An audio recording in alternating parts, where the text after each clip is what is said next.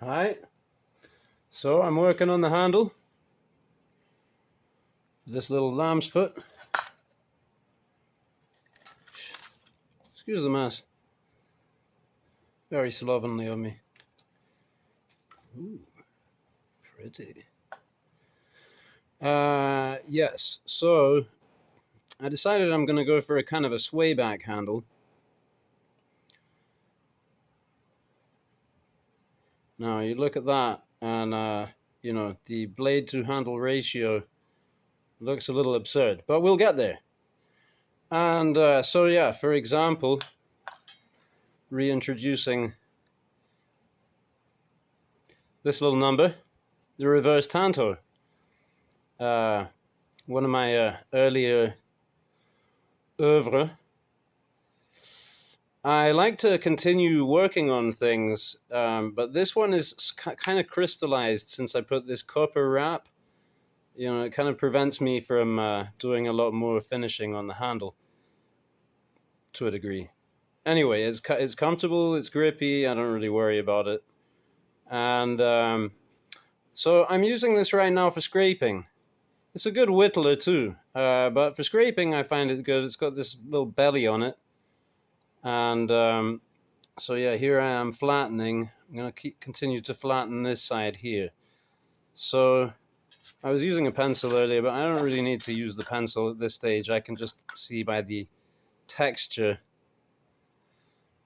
And I'm still working these bits out, but the extra bit of shaping there kind of helped. So actually I can just leave this now, split it and glue it, and this will come away later. Because yeah, you can see the line here is going to be about where that ends, and this is still approximate. So it's also good when I split it. I won't use this saw. I have a finer toothed one with a rib up the back there, but it's a similar, it's a Japanese saw. And so to split it, I'll make the line, and it's very difficult not to mess up. Sorry, it's very difficult not to mess up, for me at least, and start digging in. Now in this instance, that's not actually going to be such a problem, come to think of it. I can be way more sloppy, because usually I would split the piece of wood and try and reconjoin it as it was, you know, and try and make that as invisible as possible. So in a way, I'm trying a new thing now, where I'm going to be deliberately flipping them, which is why I have to get these edges as crisp as possible, whereas usually I wouldn't worry about that.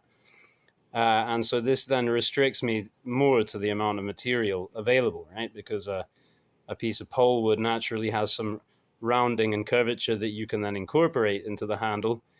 But yeah, for this kind of project, we've definitely got enough meat here to work with. And so yeah, this is what did I do with that? This is an example of how I can work with this knife, is just to well, you know what, since we're here, and I had a pencil here somewhere, we'll do this again. It does help.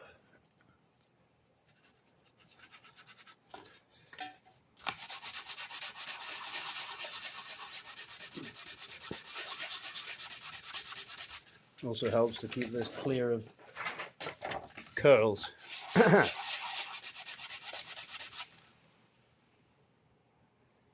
So we got the flat here. I just hollowed out a bit more there. By eye, I would say we need to take a bit more down from this end anyway.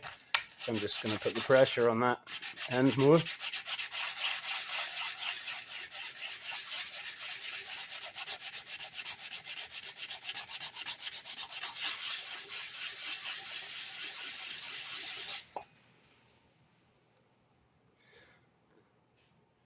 Very nearly there, because again, if there's pencil in the middle here, like there is there, this is perfect. Or it could even be a bit more hollow here. And so I'll do that. I'll do the other side. I'll cut it down the middle. Use my scribing device that I showed in another video. Yeah, like this. Well, I could use calipers for this actually, because it's so squared off. Whatever. Scribe the line. Split it. And then I will use some other tools, bladed tools. So I got out my magical box of treats. Just so we can have a little look over knives that I've made after this sort of manner. Just take myself a little smoke break here.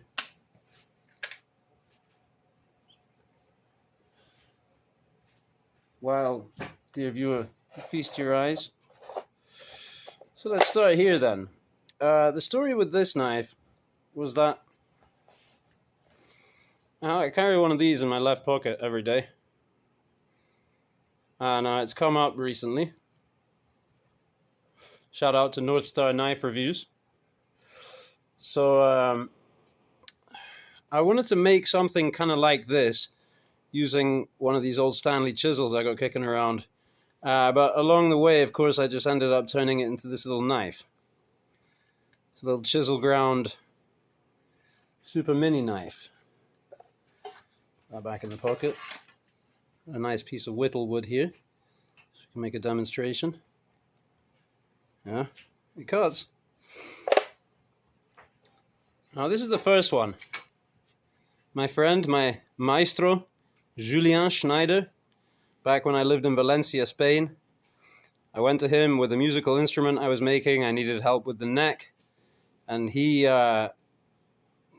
basically became an instant great friend and mentor. And I was welcome to come and work in his workshop and have access to some of his tools and expertise. But I couldn't use any of his bladed implements. So he said, look, if you're going to make yourself a neck, son. I got a dog here, come to visit. Hi. It won't be but a moment, darling. Just a minute. Just give me 5 minutes. Okay. Social media is very important. The most important thing. Dogs come second. I'm just kidding. Love my dogs. Now, this knife. So yeah, Julien, he told me, yeah, you can come, you can work in my space. I'll help you out, but you can't use my knives. So the first thing, if you're going to make yourself a neck, whittle yourself a neck of a musical instrument, you're going to need to make yourself a knife the way my teacher taught me how to. I'll show you how. So, wood, old straight razor. I used a broken skateboard. And it was way bigger to start out. And I had a hole down there at one point, and the whole thing was chunkier. I've kind of been refining it, but it's not polished or anything as a result right now. That's where I was sanding it. Took some of the wax off there, and so there is more blade. I don't know how much there is still left in here, but we might have started up there, because the way you use this, I forgot to say, but where did I put that little number? Well, it doesn't matter. I could use this one the same. Now, let's say I was scraping on that lilac like that, right? And I saw, I believe it was Mr. Big Brown Bear demonstrating how he can wreck the edge on his super steel knife, scraping on a piece of African blackwood. Now, that's a very hard wood. Might be one of the hardest, if not the hardest. And he's, digging it in. But the point being, he's saying, scraping is a knife abuse for him. And of course, yeah, with a super steel that's so brittle, and you're fatiguing your apex, and it's not good. If you had to do it, you could do it. But then you would, a tool like this, why do you want a tool like this? Well, I'm scraping the lilac. Let me find something else hard to scrape. Well, let me find this same piece of, okay, right, here we go. Now this is the piece of lilac that I cut this off, right? This is hard. It's very hard wood. Very tough. I find that it has excellent shock absorption characteristics. I also use it for pins in knives. Okay, pretty scraped out, especially up here towards the point. Down there, I bet I could still dig in a bit more, right? Let's just work this point here. Let's work it on this. This stuff's punky. This will wreck your edge quicker than the wood, I reckon. This punky stuff just tears. And you can see that this scrapes extremely well, even now, because of the geometry. But it is pretty dull now. Pretty dull. Okay.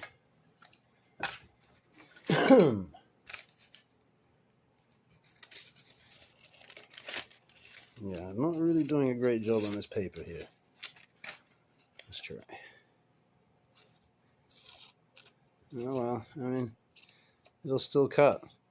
But that's really just because it's so thin, you know. It's basically convex to zero, this one. With some flaws. Right. Now, take this 400 grit. I like to go back a little bit, you know, roll it around a little. Trying to remove material from the whole thing, not just the apex when I sharpen. So I'll do a little bit of this.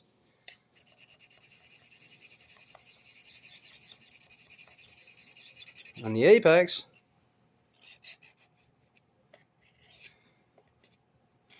done. And no need to strop. I'm about to strop that wire bead right off. I didn't really get it, actually. Need a little more. I didn't really dig in much.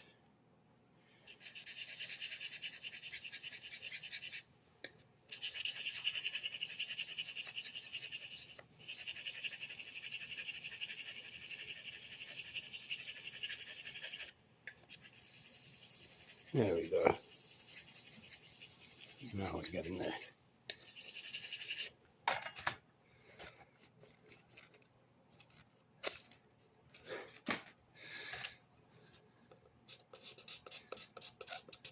Ready to go.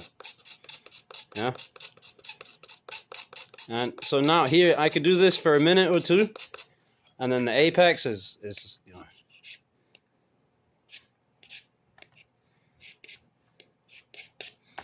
And you're ready to go again. And so I'm going to put the big box again. Right. This one again is pretty locked in, and there wasn't much blade beyond here. There may be a bit. So when I get down, I'll take the wire off or cut it back and see. But this one, you know, there might be this much more blade still in there. So from time to time, as I sharpen it down, you can imagine the sharpening down just conserves this natural shape in this instance. You don't have to reprofile or anything. Just keep removing and keep exposing. And now this one, the first, possibly still the best. You can see it still has some of the hollow here from the original straight razor grind, and here it just flattens out. And this is a very excellent grind because down here it's so thin, it cuts in so well, but up here it's more robust. And you know, if you have a flat grind and you put it on a stone and do what I just did, even if you're trying to keep it flat, you'll start to round it out a little bit. It's pretty much impossible not to. But when you have this hollow, and you put this, you lay this flat on the stone, it is flat. There's no rocking. And there is a little on this because it's a little convex, but I can lay it flat and hold it there, right? And just grind off material. You can grind it to zero, or you can, you know, put a little micro bevel on there. And same thing for cutting now. You just lay it flat and just raise a tiny little bit. And there you go. Good. So I made that one first. And then, yeah, more recently, I think chronologically, maybe this one. And then maybe that one. This one kind of simultaneously, maybe. It's kind of a sway ram's foot. I did a kind of a twine epoxy wrap here. That works very well because I wanted this, you know, I didn't want the transition there on this one. I wanted to be able to have that kind of thing. So again, you know, you could see where this was a hollow and I've kind of flattened it out and then convexed it. Do this with all kind of hollow grinds pretty much that I use. Just take the shoulders off and blah, just kind of make them not crisp, right? Whatever the soft, right? Soft lines. This was a fork from you know, for cutting your steak or whatever. And it pinged very well. It had a great musical tone, so I thought, oh, there's probably some good steel in there. And this thing I've reprofiled and whatever a million times. It's just a total beater abuse knife. Again, I've been working my way down. You know, there was more wood to start. Eventually, I'll be through the rivet. I'll have a little spidey hole in my blade. And by the time I'm here, you know, I'll have a nice little 3-finger whittler or something. You know, maybe won't have a chisel grind at that point. And check it out, taper tang. Yeah, this thing must be 100 years old. I did a lot of the peening on that myself. So, but yeah, I mean, this modification was there from a previous owner, but it was just kind of bunged on. I peened it like that. Looks cool, old copper. This one, Vinny the blacksmith, another dear friend and mentor. I told him about what I was doing, and he brought me this straight razor. I reckon it's 200 years old, this straight razor. No shoulder back here on it. Usually straight razors, they have a shoulder back there. So this one made a, you know, and the grind, I mean, I practically haven't touched the grind. All I did was clip the point. It already kind of had pretty much that sway tip on it. Cherry burl, little piece of, oh no, you got a crack there now? Should have oiled it. This is razor scale. I don't know if there's a way I can get, aha, I have an idea. See that? It's an old, what's that stuff called? It's the stuff that rusts your blade and explodes in sunlight. Forget the name of it now. Wonderful smell when you grind it. They say it's toxic. Well, it smells lovely when you grind it. Maybe the name will come to me. It smells great. It smells like pine resin, which I believe is what it is. This is a Japanese kamisori razor. Piece of kind of gray pine. I cut it out of a piece of construction lumber. Buffalo. And this is, I believe that this is either, it's laminated, I'm pretty sure, right? You got the hard steel and then soft in laminate. But I think maybe it's only 2 laminates. It's kind of got a chisel grind or something going on. This thing is zippy. This thing cuts like you wouldn't believe. It's got a very distinctive, you know, it's so much fun how the different ones, the feel of how they cut, you know.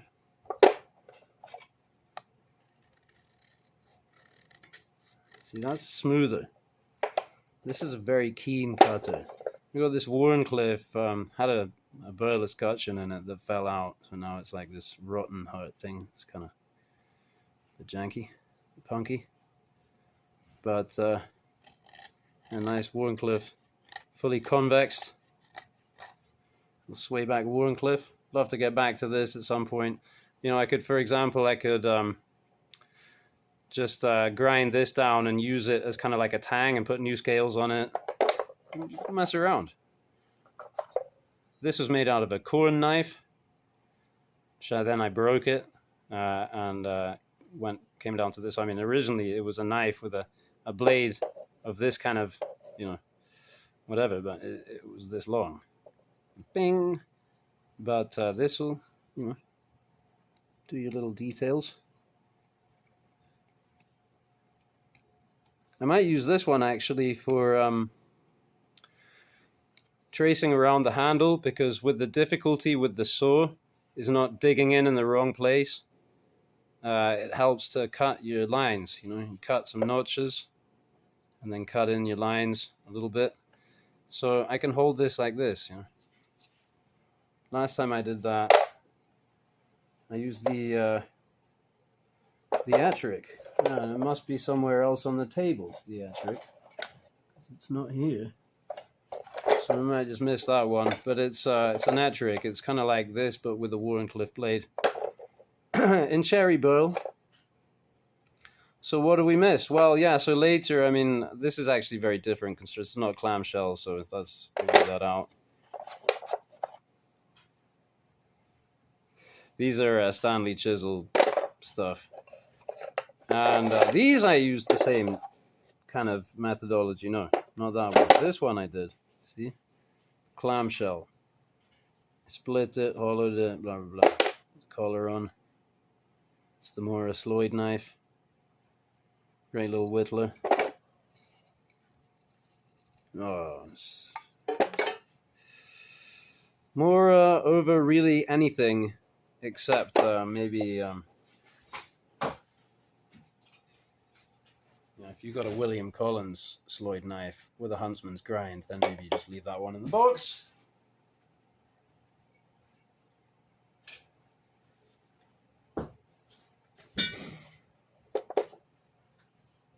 This one's cute. But yeah, this is one-piece construction, more like that. So there we go. We've looked at that.